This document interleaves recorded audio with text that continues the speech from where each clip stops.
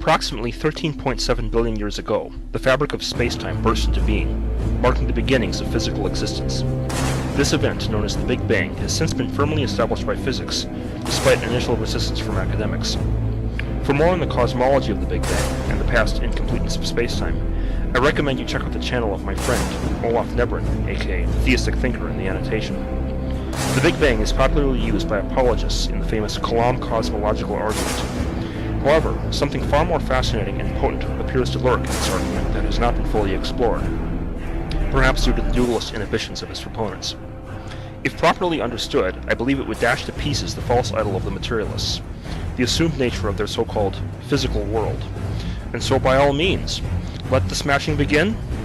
As will be shown, the materialist equating of the natural with the physical will be seen to be either an incomplete picture of the natural, or a picture inconsistent with the physical evidence. It appears even the physical universe itself suffers from a kind of Gödelian incompleteness. Its existence cannot be explained from within itself, as will be seen by a series of 3 options. The first option is to reject the Big Bang in favor of both physicalism and naturalism. Such attempts were made by the late Fred Hoyle. Unfortunately, the evidence was compelling enough and his career soon fell into disrepute. Later attempts at cyclic universes have all failed due to various considerations of entropy, and at long last, even inflationary multiverses were shown to terminate at a finite time into the past. Our best picture of cosmology now tells us that there simply is no evidence for an eternal universe. Our options for denying a beginning to the universe are now very few. Perhaps we can play infantile games of semantics, merely presupposing that the universe must be eternal because we have defined it as all that exists. But if we are to choose science over semantics, this first option must be rejected. Secondly, we could adopt physicalism and the Big Bang at the expense of naturalism. What exactly do I mean by this? If physical spacetime is truly fundamental, then it must have come into existence out of nothing, and for no underlying naturalistic reason.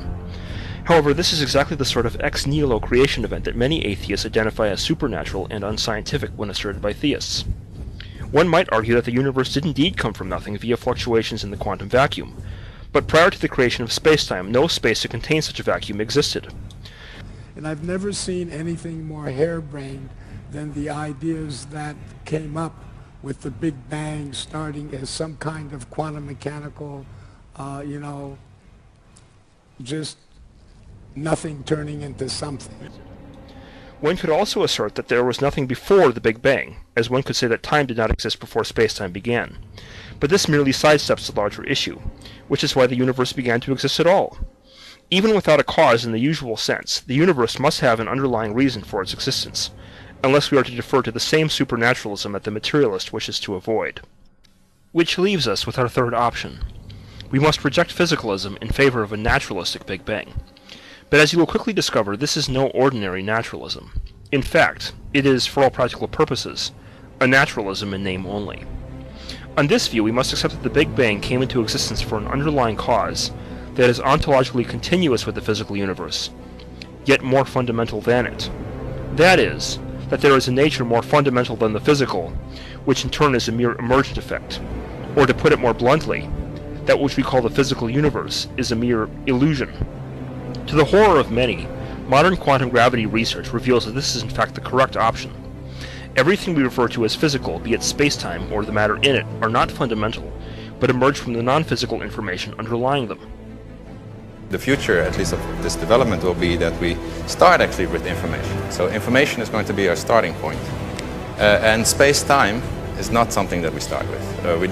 We forget about what space is and what time, and then somehow the information, by thinking about how much information is, what information is doing, then the space-time will, what we call, be emergent. It will come out of just a bunch of zeros and ones. For a quantum theory of gravity is that space-time is not fundamental. That space-time is, if you like, an effective emergent description from something else that underlies it. And that something else could be information in the following way. That just space doesn't exist. Describe world without space using model. Of course, this does not in itself make the case of the apologists. But rest assured, the most undeniable of facts will soon uncover the nature of the prime mover. The French philosopher René Descartes once argued that even if the world was an illusion, his own mind could not be. For if there was doubt, there was also a doubter. His statement of this in the Cogito formed a foundation upon which all other knowledge could be grounded. If we do not know that we exist, we cannot claim to know the statements of mathematics or logic. We cannot know the truth about science or philosophy, nor the facts of physics, chemistry, or neuroscience. In fact, if we claim to doubt the knower, we must also doubt all knowledge altogether. But given the state of physics, we are faced with an interesting dilemma. The world is an illusion after all, and yet our minds appear not to be. Thus, either we completely reject the existence of the mind, or we assert the primacy of consciousness. The former option has been adopted by zombies and eliminative materialists, but for those who do not wish to descend into complete mindlessness, we must accept the latter view. Attempts at sidestepping by redefining the mind as a process or property will not work either. Upon reflection, such statements are readily recognized as being as incoherent as the statements, "A car is the process of driving," or "A rose is the property of redness." Needless to say, identifying oneself with an adjective or verb should be rejected as conceptually meaningless gibberish by any thinking person, not blinded by the modern dogmas. And so we arrive at the inexorable conclusion. That which is not an illusion can only be more fundamental than that which is. Eschewing solipsism, the universe is found to be an emergent effect of its first cause, a greater mind, a truth accepted by no less than Max Planck and obviated by mountains of evidence.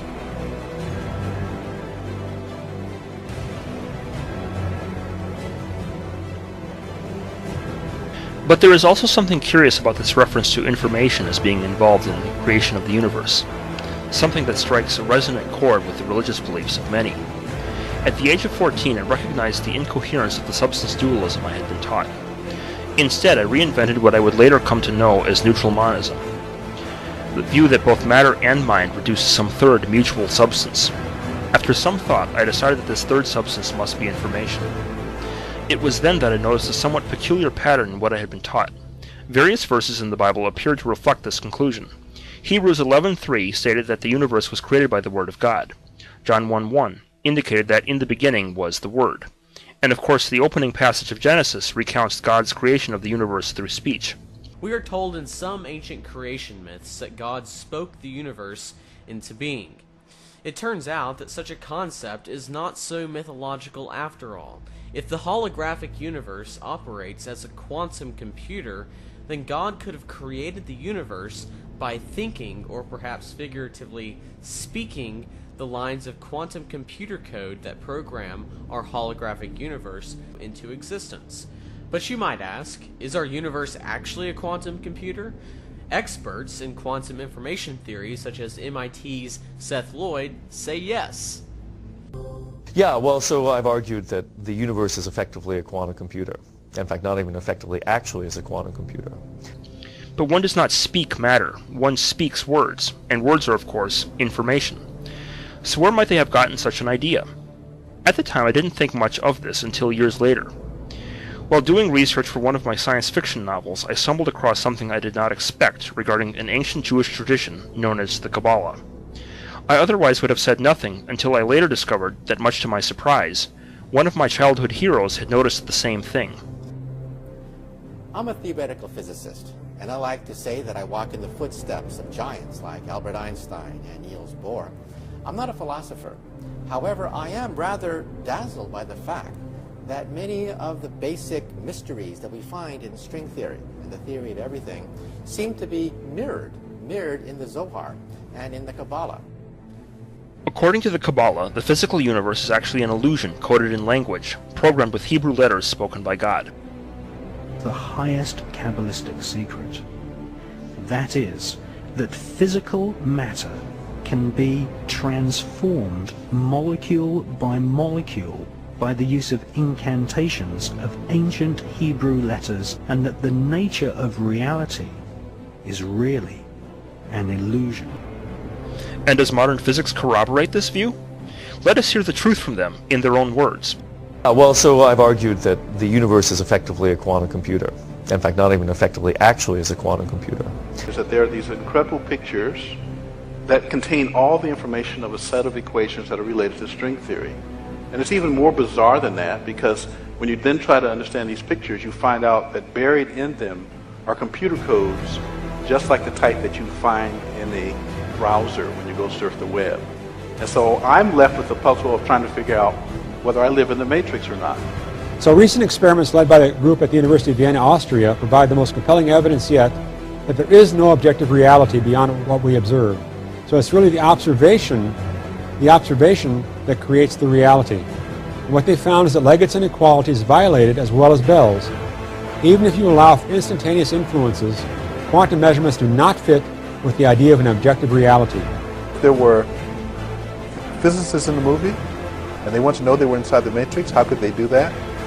Well, one way might be to try to detect computer codes in the equations that describe their world.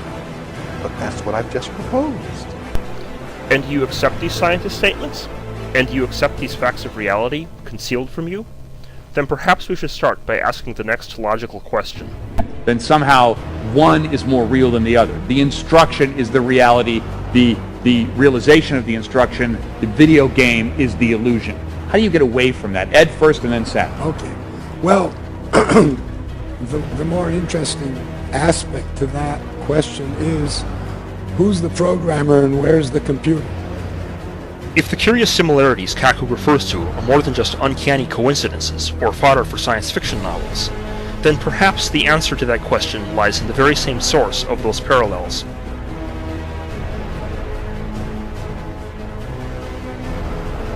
With 32 mystical paths of wisdom, engraved Yah, the Lord of Hosts.